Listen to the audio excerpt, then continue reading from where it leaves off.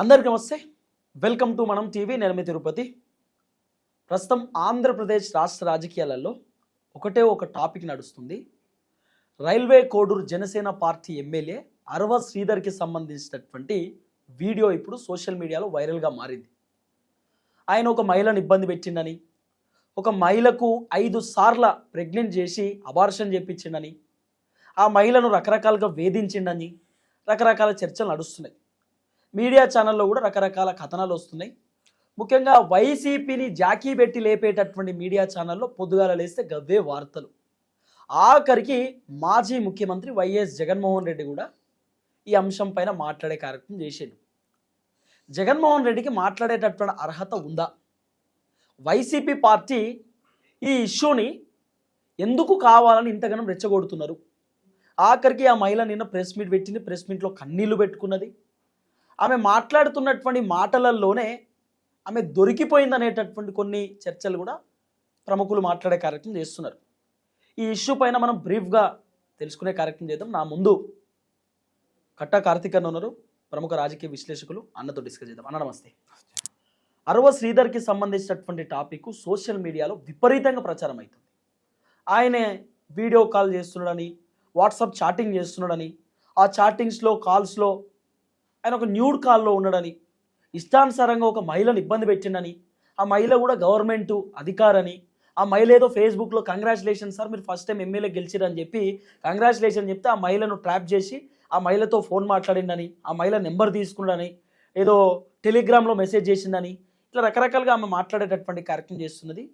నిన్న మాజీ ముఖ్యమంత్రి జగన్మోహన్ రెడ్డి ఫైర్ అయ్యిండు. అసలు ఆడొక ఎమ్మెల్యేనా, గట్లుంటాడేమన్నా మనిషేనా అని చెప్పి ఆయన మాట్లాడిండు. సో ఈ ఇష్యూను ఓవరాల్ ఎట్లా చూస్తారు? సరే, జగన్మోహన్ రెడ్డి గారి స్టేట్మెంటు, జరిగిన సంఘటన రెండింటిని విడివిడిగా ఒకసారి చూద్దాం. ఓకే, ముందు జరిగిన సంఘటన కాడికి వద్దాం. నువ్వు అన్నావు వీడియో కాల్స్ చాటింగ్స్ అన్నావు. వీడియో కాల్ అంటే ఏంటి? ఇప్పుడు ఆ అమ్మాయి అతను చేయటం, అతను ఆ అమ్మాయికి చేయటం, అంతే కదా. ఇద్దరులో ఎవరు చేసినా సరే ఇంకొకరు లిఫ్ట్ చేశారు కదా, కాల్ చేయగానే లిఫ్ట్ చేశారు, అవును కదా. అంటే ఇద్దరు అండర్స్టాండింగ్తో కాళ్ళు జరిగింది. కానీ ఈ అమ్మాయి ఎందుకు రికార్డు పెట్టుకుంది? ఈ అమ్మాయికి అతను అసభ్యంగా ప్రవర్తిస్తాడు వీడియో కాల్ చేసి అనుకోని కనుక ఉండుంటే అసలు కాల్ లిఫ్ట్ చేయొద్దు కదా. ఇప్పుడు చాటింగ్ అనేది ఒకరితో ఒకరు చేసుకునేది, ఒకడే చేసుకునేది కాదుగా. ఓకే, ఒకడే క్వశ్చన్ అడిగి ఒకడే రిప్లై ఇచ్చుకోడుగా. ఒకరితో ఒకరు చేసుకునేదాన్ని చాటింగ్ అంటారు. ఇప్పుడు వాళ్ళిద్దరూ కలిసి చాటింగ్ చేసుకున్నారు. ఆ చాటింగ్ నువ్వు ఎందుకని సేవ్ చేసి పెట్టుకున్నావు అంటే మొదటి నుంచి ఆ అమ్మాయి ఇంటెన్షన్ వేరేగా ఉంది. అతన్ని ట్రాప్ చేయాలన్నా, అతన్ని బ్లాక్మెయిల్ చేయాలన్నా, అతని దగ్గర ఏదన్నా లబ్ధి పొందాలనే మొత్తానికి ఏదో ఉంది అని ఇక్కడ మనం అర్థం చేసుకోవాలిగా.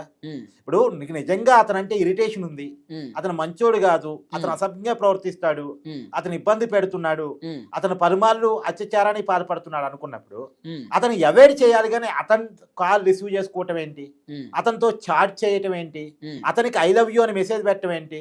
నీకు కావాలంటే చూపిస్తాను. అమ్మాయి సోషల్ మీడియాలో మాట్లాడుతున్నటువంటి మాటలు కూడా ఒక రిపోర్టర్ అడిగాను నేను ప్రెస్ మీట్ లో కూడా, మీ మొబైల్ నుంచి ఐ లవ్ యూ అని మీరు పెట్టారట కదా అంటే ఆవిడ పెట్టారంటుంది.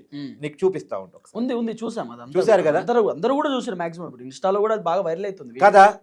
మరి ఇంత క్లియర్ గా కనపడుతున్న తర్వాత కూడా ఇద్దరి మధ్య కలిసి జరిగిన ఒక అండర్స్టాండింగ్. కాకపోతే దీన్ని ఈ అమ్మాయి సేవ్ చేసి పెట్టుకోవటం, రికార్డ్ చేసి పెట్టుకోవటం, ప్రతి కారణం కూడా రికార్డ్ చేసి పెట్టుకోవటం. తర్వాత వాళ్ళిద్దరికి మధ్య గొడవ వచ్చినప్పుడు ఇప్పుడు బయటకు వచ్చేసి నన్ను అతను మోసం చేశాడు, నన్ను అతను వేధించాడు. సరే, నేనేమంటానంటే వేధించిన అతనితోటి, ఇబ్బంది పెట్టి అతనితోటి ఎందుకు 2 సంవత్సరాల సావాసం జరిగింది? ఎందుకు ఇతని కోసం నీ భర్తకు విడాకులు ఇచ్చావు? అసలు నాకు ఒక డౌట్ అండి, 5 సార్లు అబార్షన్ పాసిబుల్ అవుతుందా? అంటే ఈ అమ్మాయి సపోర్ట్ లేకుండా సాధ్యమైందా? సాధ్యమైద్దా అనేది పక్కన పెట్టు. ఒకరు సాధ్యమైంది అని ఈ అమ్మాయి మాట నమ్మినా సరే ఈ అమ్మాయి సపోర్ట్ లేకుండా జరిగిద్ది. అది ఇప్పుడు ఒకసారి అబార్షన్ జరిగిందబ్బా, జరిగిన తర్వాత రెండోసారి ఆ మనిషి తప్పు చేసేవాడు, ఆ మనిషి మోసం చేస్తున్నాను అనిపించినప్పుడు ఆ మనిషికి పూర్తి దూరంగా ఉండాలిగా. అవును. ఇంకొకటి కూడా నేను అతను మోసం చేస్తున్నాడు అప్పుడు ఇవాళ మీడియా ముందుకు వచ్చావుగా, మరి ఆనాడే మీడియా ముందుకు ఎందుకు రాలేదు? ఇవాళ ఏదో సాయికి ఆజాద్ అనేటువంటి ఒక అడ్వకేట్ పట్టుకున్నావుగా, ఆ రోజు అడ్వకేట్ సహాయం తీసుకునే ప్రయత్నం ఎందుకని చేయలేదు? నీకు ధైర్యం ఉంది అన్నది క్లియర్ గా అర్థమవుతున్నప్పుడు ఆ ధైర్యం ఇవాళ ఎందుకు వచ్చింది, ఆ రోజు ఎందుకు లేదు? ఇంకోటి మరి ఆ ధైర్యానికి సంబంధించి చాలా వీడియోలు కూడా వైరల్ అవుతున్నావు. జర్నలిస్ట్ని కొట్టింది, ఆ వీడియో చూసావు నువ్వు? అవును, చేతిలో ఏదో గజ్జల్ లెక్క ఉంది, అది పట్టుకొని కొడతా ఉంది. మరి అంత రకరకాలుగా లకారంతో తిడుతుంది. అంత ర్యాష్ మెంటాలిటీ నువ్వు, అంత డేరింగ్ కెపాసిటీ ఉమెన్ నువ్వు. ఆమె ఒక మాట చెప్పింది, మీరు విన్నారో లేదు, నేను ఎమ్మెల్యేని కొట్టినా అన్నది ఆమె. నేను కొట్టినా, ఆయన కూడా నన్ను కొట్టిండు, ఆమె చెప్పిన మాట. సో ఒక ఎమ్మెల్యేని కొట్టగల స్థాయి నీకు ఉన్నప్పుడు నువ్వు ఏదో మాట కూడా మాట్లాడేది అంతకన్నా క్రిమినల్ మైండ్ నాది అని చెప్పేసి కూడా అన్నట్టు నాకు విన్నా నేను. మరి అలా ఉన్నప్పుడు నువ్వెందుకు ఆ రోజు ఎందుకు బయట అంటే ఆ రోజు ప్రతిదానికి సపోర్ట్ చేసి ఈ రోజు నీకు కావాల్సింది అతను ఇవ్వనప్పుడు, నువ్వు కోరుకుంది అతను నెరవేర్చినప్పుడు, నీ డిమాండ్కి అతను ఒప్పుకోనప్పుడు, మొత్తంగా మీ మధ్య ఏ సంథింగ్ గొడవ జరిగినప్పుడు వాళ్ళిద్దరి మధ్య ఏం జరిగిందనేది వాళ్ళిద్దరికే తెలియాలి. కానీ ఈ అమ్మాయి వైపు నుంచి సేఫ్గా ఈ అమ్మాయికి పెట్టుకున్నటువంటి రికార్డ్స్ మాత్రమే బయటకు వదిలి వన్ సైడ్ గా మాట్లాడి నేను విక్టిమ్ని అతను అక్యూజరు అంటే ఎట్ట కుదురుతుంది? ఇప్పుడు నేను ఒక విషయం అడుగుతా తిరుపతి, నువ్వు ఒక అమ్మాయితో కలిసి ఒక 2 సంవత్సరాలు సావాసం చేసావు, సావాసము సాజీవనం ఏదో మొత్తానికి మీరు ఏదో పేరైనా పెట్టుకోండి చేశారు. వన్ ఫైన్ డే మీ ఇద్దరికి ఏదో గొడవ వచ్చింది. ఇప్పుడు ఇద్దరు ఫ్రెండ్స్ కైనా గొడవ వస్తుంది, కుటుంబంలో ఉన్న అన్నదమ్ములకైనా గొడవ వస్తుందిగా. సో మీ ఇద్దరికి ఏదో గొడవ వచ్చింది, నీ మీద కోపంతోనో ప్రతీకారంతోనో లేదు ఆ అమ్మాయి ఏదో అడిగితే నువ్వు ఇవ్వనన్న దానికి కాడవు, నీ నుంచి ఏదో లబ్ధి కోరుకోవటం చేతను మొత్తానికి అమ్మాయి బయటకు వచ్చి నన్ను తిరుపతి లైంగికంగా వేధించాడు, తిరుపతి అలా చేశాడు ఇలా చేశాడని చెప్తే అది చెల్లుబాటు అవుద్దా? గట్టెట్లయితుంది? మరి ఇప్పుడు అదే జరుగుతుంది కదా. ఇప్పుడు జరుగుతున్న కేసులన్నీ అయ్యే కదా. కలిసి ఉన్నంత కాలం కలిసి ఉంటారు, బాగున్నంత కాలం బాగుంటారు, కలిసి చాటింగ్లు చేసుకుంటారు, కలిసి ఐ లవ్ యూ చెప్పుకుంటారు, కలిసి వీడియో కాల్స్ మాట్లాడుకుంటారు, కలిసి నవ్వుకుంటారు, కలిసి తిరుగుతారు, అన్ని జరుగుతాయి. కానీ వన్ ఫైన్ డే బయటకు వచ్చేసి నాకు మోసం జరిగింది, నాకు వేధింపులు గురయ్యాయి, నన్ను కొట్టారు, నన్ను తిట్టారు, నా మీద లైంగికంగా దాడి చేశారు, ఇలాంటివన్నీ చెప్తారు. అదేంటి ఇది? ఇది ఎక్కడ కల్చరు అంటే కల్చర్ ఎటువైపు వెళ్తుంది అనేది మనం అర్థం చేసుకోవాలి. అమ్మాయికి మ్యారేజ్ కూడా అయింది కదా. అదే ఆ అమ్మాయికి మ్యారేజ్ అయింది. ఇప్పుడు ఆ అమ్మాయి చెప్పిందంటే ఒక మాట మాట్లాడదాం అబ్బా. ఆ అమ్మాయి ఫస్ట్ ఫేస్బుక్ లో మెసేజ్ చేసింది, తర్వాత కాల్ ఈ అమ్మాయి అతను చేయటం, అతని ఈ అమ్మాయి చేయటం, మొత్తానికి call messenger Facebook messenger call చేశారు, కాల్ చేసి మాట్లాడుకున్నప్పుడు 1.5 గంటల సేపు కాన్వర్సేషన్ జరుగుతున్నప్పుడు 1.5 గంటల సేపు అంటే ఆ వ్యక్తి ఈ అమ్మాయిని లోపరుచుకోవడానికి ప్రయత్నం చేస్తున్న విషయం ఈ అమ్మాయికి అర్థం కావాలి. ఈ అమ్మాయి గవర్నమెంట్ ఎంప్లాయీ కదా, అర్థమైనప్పుడు మరి అంటే కాల్ ఒక మాట చెప్పినారు. ఏమంటారంటే ఫస్ట్ టైం నేను కలిసినప్పుడు నన్ను కారులో తీసుకెళ్ళిండు, కారులో నన్ను బలవంతంగా నెట్టేయడము, కారు సీట్ అడ్జస్ట్ చేయడము, నా మీదికి ఒకేసారి రావడము, నేను అప్పుడు రేప్ చేశాడు అనే మాట ఆమె చెప్పింది. మరి అప్పుడు అంత చేసినప్పుడు నెక్స్ట్ టైం ఎందుకు కలవడం? అప్పుడే ఎందుకు మీరు ఫిర్యాదు చేయలేకపోయారు? ఇక్కడ కూడా ప్రాక్టికల్ గా మాట్లాడుకుందాం. కారు రోడ్డు మీద రేపు, అది సీట్ అడ్జస్ట్ చేసేటప్పుడు ఆ అమ్మాయి డోర్ తీసుకొని బయటికి రావడానికి ప్రయత్నం చేయటం, లేదు డోర్ గట్టిగా కొడితే కారు 100కి ఫోన్ చేయటం అంటే ఫోన్ అతను లాక్కొని ఉండొచ్చు కాక. ఓకే, కానీ రోడ్డు మీద ఒక ఎమ్మెల్యే నెక్స్ట్ రోజు అన్న చెప్పొచ్చు కదా, వెరీ నెక్స్ట్ డే చెప్పొచ్చు కదా, వెరీ నెక్స్ట్ డే చెప్పొచ్చు కదా. అసలు అతనితో కలిసి కార్లో వెళ్లాల్సిన అవసరం నీకేంటి? నీకు భర్త ఉన్నాడు, నీకు కొడుకున్నాడు, నీకు కుటుంబం ఉంది, నీకు సంసారం ఉంది. ఈవినింగ్ టైమ్స్ లో అతనితో కలిసి కార్లో వెళ్ళేటువంటి అవసరం నీకెందుకు వచ్చింది? అతను తప్పు చేశాడు, అతను దుర్మార్గుడు. అతను ఇప్పుడు ఇంకో విషయం, ఇక్కడ ఈ మహిళను పాయింట్ అవుట్ చేయటువంటి ఆ ఎమ్మెల్యేని సమర్థించడం అన్నట్టు కాదు, ఆ ఎమ్మెల్యే చేసింది తప్పే, కానీ తప్పు 2 వైపు నుంచి జరిగింది.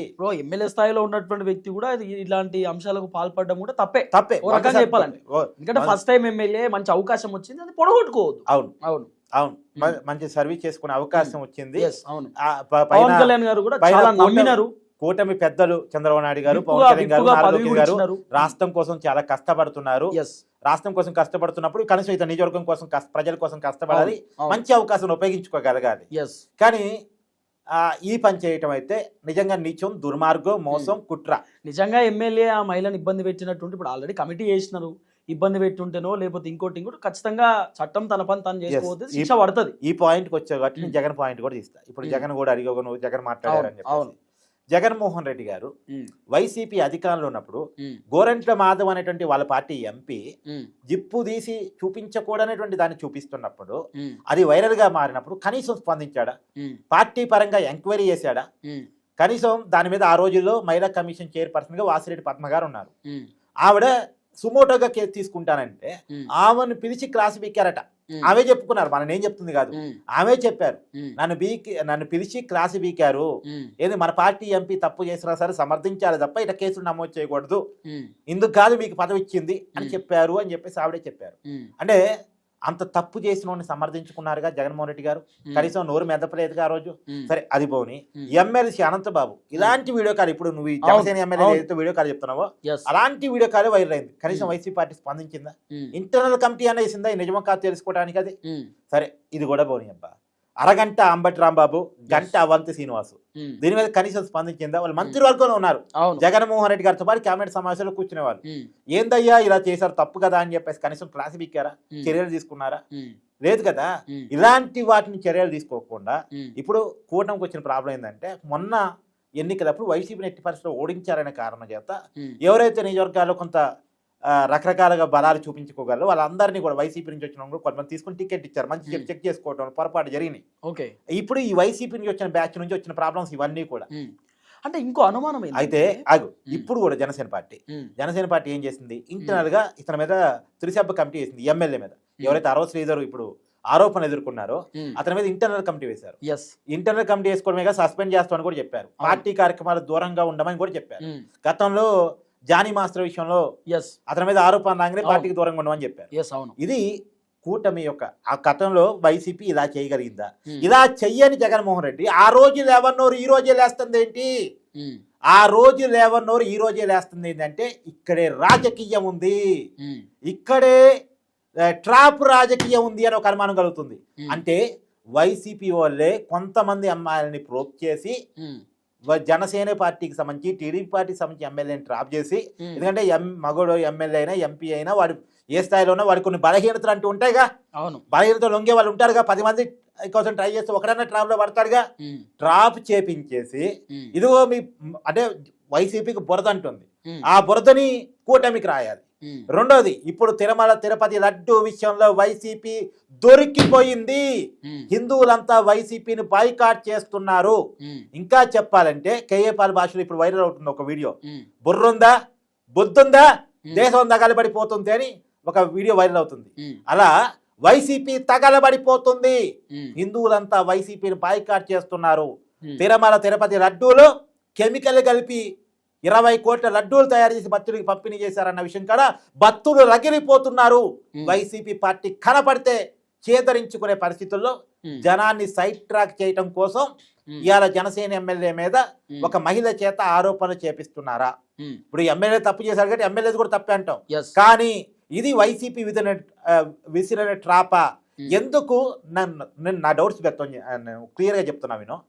వైసీపీ సోషల్ మీడియాలోనే ఫస్ట్ వీడియో వచ్చింది, వైసీపీ అఫీషియల్ మీడియా సాక్షిలోనే ఆ బాధితురాలు మొదటిగా మాట్లాడింది.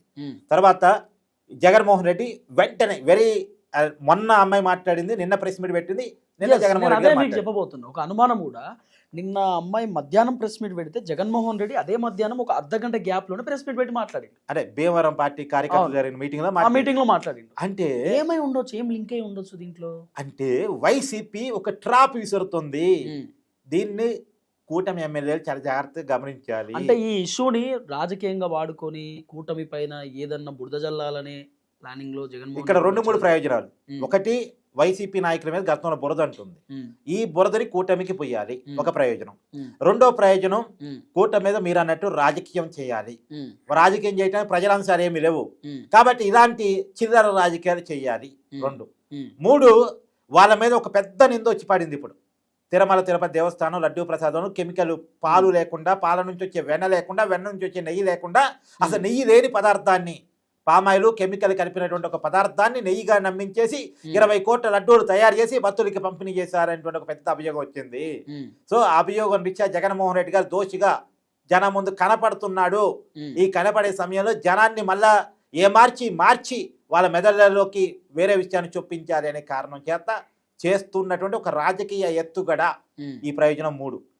అంటే ఇన్ని రకాల ప్రయోజనాలు ఆశించి ఇలా ఏమన్నా చేశారనేటువంటి ఒక బలమైన అనుమానం అయితే కలుగుతుంది. ఇప్పుడు ఇంకోటి ఏంటంటే, నిన్న మీరు వీడియో మొత్తం చూసారో లేదో, ఆమె అంటుంది అంటే జర్నలిస్టులు అడిగేటటువంటి ప్రశ్నలకు వీళ్ళు జర్నలిస్టులే కాదు, వీళ్ళు ఏం మాట్లాడుతారో వీళ్ళకి అర్థమవుతుందా, పార్టీకి సపోర్ట్గా మాట్లాడుతున్నారు అనే ఆ మాట చెప్తుంది. అంటే పార్టీకి సపోర్ట్ కాదు, ఒక అమ్మాయి బయటకు వచ్చి, ఆమెనే బయటకు వచ్చింది కదా, ఆమెనే బయటకు వచ్చి ఆమె బాధ చెప్పుకుంటుంది కదా, ఆమెనే కదా ఆమె పర్సనల్ వీడియో బయట పెట్టుకున్నది, ఎవరైనా బయట పెట్టినా, నేనే బయట పెట్టినా అని చెప్పింది ఆమె. మరి నువ్వు బయటికి వచ్చి, అంటే వచ్చి మీ వీడియోలు మీరే పెట్టుకొని జర్నలిస్టులు అడిగేటటువంటి ప్రశ్నలకు సమాధానం చెప్పను అంటే ఎట్లా? అంతే అడుగుతారు కదా, చెప్పాలి కదా. మీరు రోడ్డు మీదకి వచ్చి ఇగో మమ్మల్ని ఇట్లా ఇబ్బంది పెట్టారండి ఎమ్మెల్యే అని చెప్పి మీరే మాట్లాడుతారు. ఎమ్మెల్యే కూడా కాదు, వాడు అని చెప్పి ఎమ్మెల్యేని ప్రస్తావిస్తూ అమ్మాయి మాట్లాడుతున్నప్పుడు మనం అడుగుతాం కదా. జర్నలిస్టులు ఖచ్చితంగా క్వశ్చన్లు అడుగుతారు. అమ్మ మీకు ఏమి ఇబ్బంది అయింది, మీరే ఐ లవ్ యూ అని పెట్టిరట, మీరే కాల్స్ మాట్లాడారట, మీరే వచ్చిరట అని చెప్పి అడిగే ప్రశ్నలకు సమాధానం లేక ఏడుస్తే ఎట్లా? బ్రో, జర్నలిస్టులు అడిగేటటువంటి ప్రశ్నలకు ఆమె సమాధానం చెప్తే ఎమ్మెల్యే నిజమా కాదా, ఏమైనా చేసిండా లేదా ఏంటనే తెలుస్తుంది కదా. ఇక్కడ ఎమ్మెల్యేని సమర్థించట్లేదు, అలాగని ఆ అమ్మాయిని సమర్థించే పరిస్థితి లేదు. రకరకాల అనుమానాలు. మీరు అన్నట్టు ఆ అమ్మాయి బయటకు వచ్చి మాట్లాడింది కాబట్టి ఈ రకమైన చర్చ. లేకపోతే అమ్మాయి గురించి మనం మాట్లాడుకుంటామా, అవును చర్చించుకుంటామా? ఇప్పటికీ అమ్మాయి పేరు చెప్పడానికి నాకు ఇష్టం లేదు. ఎందుకంటే పేరు బయట తీయటం అనేది మన సాంప్రదాయం కాదు, మన పద్ధతి కాదు. సో ఆ మాత్రం వాల్యూస్ మనకు ఉన్నాయి. సో చాలా మంది వైసీపీ జర్నలిస్టులే పేరు బయట పెట్టి మాట్లాడుతున్నారు కానీ మనకు వాల్యూస్ ఉన్నాయి. నేనేమంటానంటే వైసీపీ అధికారంలో ఉన్నప్పుడు ముంబైకి సంబంధించినటువంటి ఒక హీరోయిన్ కాదంబరి జత్పని మీద ఒక ఫేక్ కేసు పెట్టి ఐపీఎస్, నిజానికి తిరుపతి నీకు జర్నలిజం తెలుసు కాబట్టి అడుగుతున్నాను, ఇవాళ కేసు పెడితే పోలీసులు ఎన్ని రోజులు కదులుతారు? ఒక వ్యక్తిని అరెస్ట్ చేయడానికి ఒక వారం 10 రోజులు పట్టిద్దా అంచనాగా? ఖచ్చితంగా కదా. కానీ అని చెప్పి కాదంబరి జత్వాని విషయంలో కేసు నమోదు కాకముందే ఫ్లైట్ టికెట్స్ బుక్ చేసుకున్నారు ముంబై పోయి అరెస్ట్ చేసి తీసుకురావడానికి. ఎప్పుడైనా విన్నామా విచిత్రం? అంటే ముందే పోలీసులు కలగన్నారు రేపు ఒక కేసు వస్తుంది, ముంబైకి సంబంధించిన ఒక హీరోయిన్ మనం అరెస్ట్ చేసుకుని రావాలి, మనం ముంబై పోవాలని కేసు వస్తుందని ముందే కలగాని టికెట్స్ బుక్ చేసుకున్నారు ముంబై పోవటానికి. సో ఫిబ్రవరి 5వ తారీఖు కేసు పెడతారు, ఫిబ్రవరి 4వ తారీఖే ముంబై టికెట్స్ బుక్ చేసుకుంటారు. ఫిబ్రవరి 5వ తారీఖు ఉదయం 7:30కే తెల్లారక ముందే కేసు నమోదైంది. 9 గంటలకి ఎయిర్పోర్ట్ లో ఉంటారు ఫ్లైట్ ఎక్కడానికి రెడీ వాళ్ళు. సో ఎంత స్పీడో చూడు. సో ముంబైకి పోయి ఫ్లైట్ లో ఆ తర్వాత ఆమె కుటుంబాన్ని మొత్తం పట్టుకొచ్చేసి మళ్ళా వాళ్ళ మదర్ ఏమో ఆర్బీఐలో రిటైర్డ్ మేనేజర్, దేశాన్ని సర్వీస్ చేసిన వ్యక్తి, వాళ్ళ తండ్రి ఏమో నావీలో పనిచేసిన వ్యక్తి, అతను దేశాన్ని సర్వీస్ చేసిన వ్యక్తి. సెంట్రల్ గవర్నమెంట్ బాధ్యతలు నిర్వహించినటువంటి వాళ్ళని కూడా ఇబ్బంది పెట్టి ఈ మహిళ మీద ఒక ఫేక్ కేసు పెట్టి, నువ్వు ముంబైలో ఒక పారిశ్రామిక మీద కేసు పెట్టావు కాబట్టి ఆ కేసు వాపసు తీసుకుంటే ఈ కేసు వాపసు తీసుకుంటాం అని చెప్పేసి ఆ అమ్మాయి ముంబైలో ఎక్కడో పారిశ్రామిక మీద కేసు పెడితే ఆ కేసుకి ఈ కేసుకి లింక్ పెట్టి ఇబ్బంది పెట్టడం అనేటువంటిది వైసీపీ హయాంలో జరిగింది. ఇది మహిళను వేధించడం అంటే, ఇది మహిళ వేధింపులు అంటే. దీన్ని ఇలా అర్థం చేసుకోవాలని నా వాదన. Thank you so much Karthik గారు. చూద్దాం ఇంకో వీడియోలో మళ్ళీ కలుద్దాం. Thank you so much.